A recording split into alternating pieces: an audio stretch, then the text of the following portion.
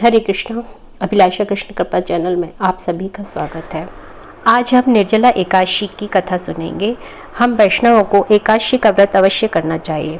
इससे हमें भक्ति के क्षेत्र में प्रगति प्राप्त होती है। कथा कुछ इस प्रकार है।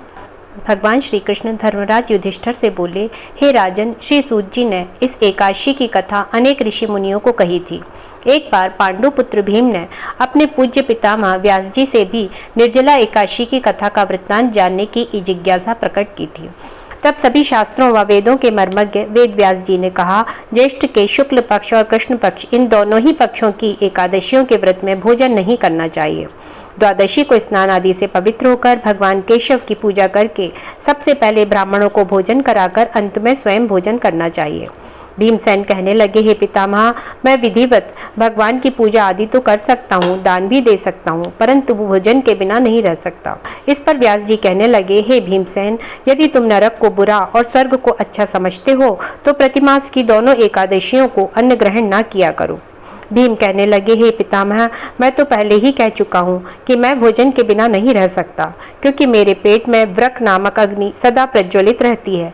भोजन करने से वह शांत रहती है। अतः आप मुझको कोई ऐसा व्रत बताइए जो वर्ष में केवल एक बार ही करना पड़े और मुझको स्वर्ग की प्राप्ति हो जाए।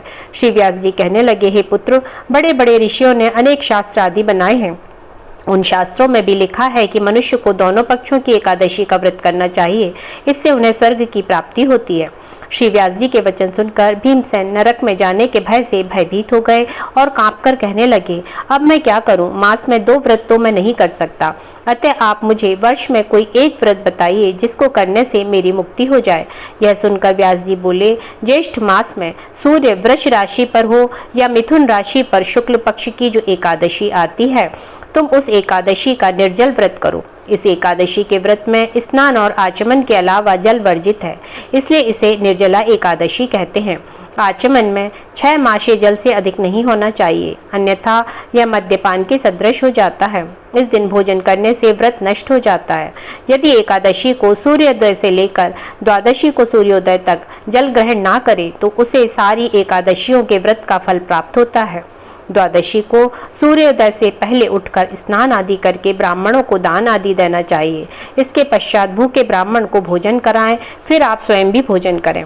इस एकादशी का फल वर्ष की संपूर्ण एकादशियों के फल के बराबर होता है। व्यास जी कहने लगे, हे भीमसेन, यह मुझको स्वयं भगवान ने बतलाया है। इस एकादशी का पुण्य समस्त तीर्थों और दानों से भी अधिक है। केवल एक दिन मनुष्य निर्जल रहने से पापों से मुक्त हो जाता है।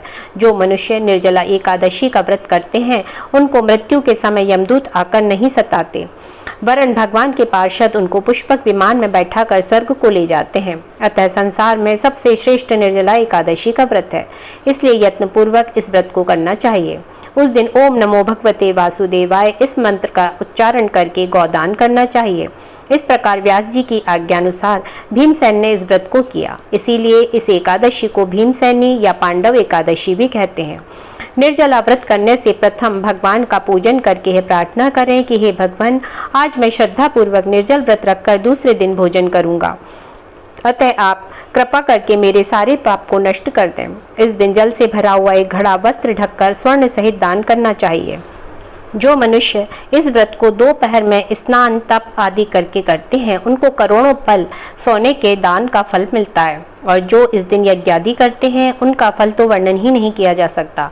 निर्जला एकादशी के व्रत से मनुष्य विष्णु लोक को प्राप्त होता है। जो मनुष्य इस दिन अन्न खाते हैं वे चंडाल के समान हैं, वे अंत में नरक में जाते हैं। ब्रह्म हत्यारे, मद्यपान करने वाले, चोरी करने वाले या गुरु के साथ द्वेष करने वाले इस व्रत के करने से सब स्वर्ग को जाते हैं। हे भीमसेन, श्रद्धा पूर्वक इस व्रत को करने से प्रथम भगवान को पूजन, फिर गौदान, ब्राह्मणों को मिष्ठान व दक्षिणा देनी चाहिए तथा जल से भरे कलश का दान अवश्य करना चाहिए।